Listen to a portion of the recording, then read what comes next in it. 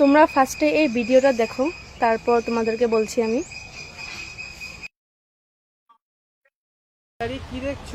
আমরা তো এখন এসেছি হুমায়ুন মন্দির দর্শন করতে, আর ওখানে যাওয়ার জন্য কিন্তু এরকম লঞ্চে করে যেতে হবে নদী পার হয়ে।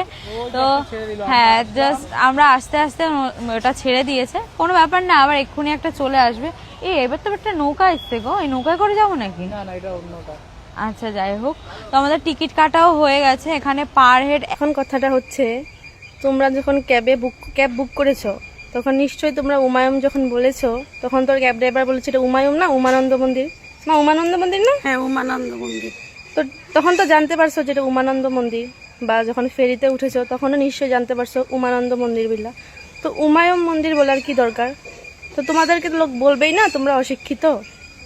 তোমরা যখন ইংলিশে বোর্ড লেখা থাকে, তারপরে হিন্দিতে থাকে, তোমরা গুয়াহাটিকে গুড়াহাটি বলছো, মানছি তোমরা অ্যাসামিস জানো না, কিন্তু হিন্দি বা অ্যাসামিস জানো না, সরি, হিন্দি বা ইংলিশটা তো জানো। তো ইংলিশে যখন গুয়াহাটি লেখা আছে, তো এখানে গুড়াহাটি কিভাবে হবে বা উমায়ুম মন্দির কিভাবে হবে? তোমরা যদি মন্দিরটার নামই না জানো, তো মন্দিরটা গেলে কিভাবে? ঠিক না? আসামের বদনাম। হ্যাঁ, মানে স্টেপে স্টেপে আসামের বদনাম, খাওয়াতে প্রবলেম, এটাই প্রবলেম, ওইটাই প্রবলেম। তো নেক্সট যখন কোনোখানে যাবে, ভালো করে সার্চ করে নামটা কি নাম এসব জেনে নেবে।